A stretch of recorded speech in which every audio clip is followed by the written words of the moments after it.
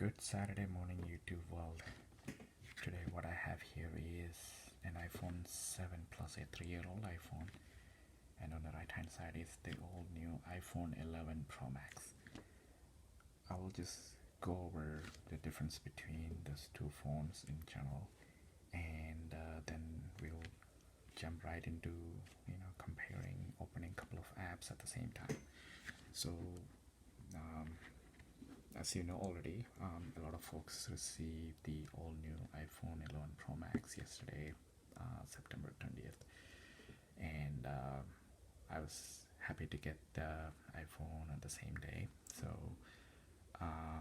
later on in the video, I'll explain you regarding the backing up the old phone and restoring it to the new phone and the various aspects. So if you look at it, this is an iPhone. These two phones are in gold color. The only difference on the color wise on the edge I'm seeing is this is in real gold plated metallic, whatever you call it. In the back you can see the logo has been moved to the center, and the text iPhone and model number, everything has been removed. And the main difference between these two phones is the screen size. As you can see, iPhone 11 Pro Max is a full screen versus iPhone 7. You can see you're losing the space, and the other difference is the home button. There's no home button here, and I'm still getting used to having no home button, so bear with me if I do something wrong here. So without any further delay, I'll actually jump right into opening a couple of apps at the same time. The first one is the calendar app. So 3, 2, 1, go. So that was pretty quick.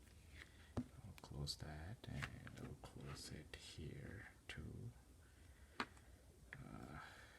This is something I had to get used to.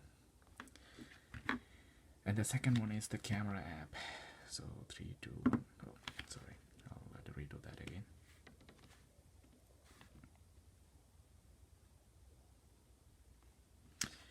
Three, two, one. I think it does almost similar timing, but I think there's some difference. So the next one is the App Store, so definitely it'll open up some app information, and we'll see. 3, 2, 1. You can see iPhone 11 Pro Max opened it quicker, so keep it in the back. And the next one is a clock, both at the same time. Next one is YouTube. This could be a good test. Let's see. 3, 2, 1. iPhone 11 Pro Max is the winner. Next one is what I have is an AT&T TV service, so we'll go right into that. 3, 2, 1.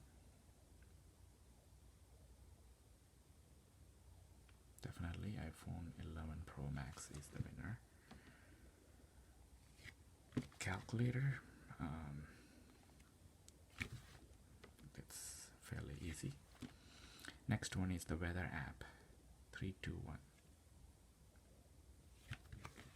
Alright. Next app is called HQ. It's a trivia game app, so let's try to open that at the same time.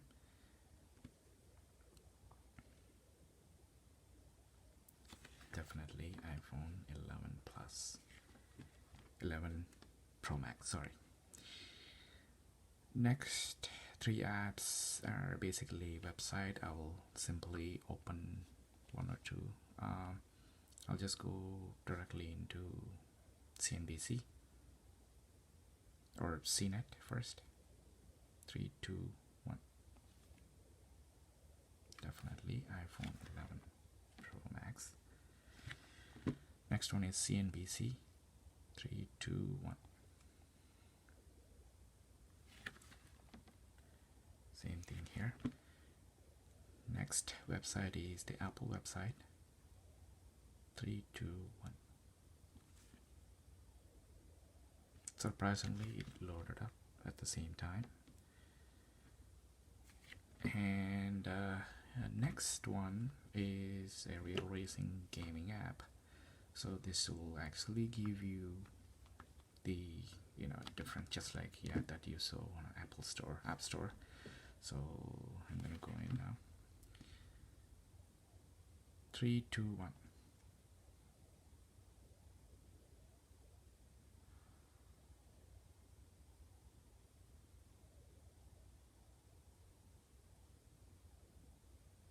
Definitely iPhone 11 Pro Max. So you can also see the difference in terms of the screen and look and feel. So yeah, without having the home button, there's a lot of things to learn. It took me some time even to close the Real Racing app in the beginning because I didn't even notice the sliders on the side. So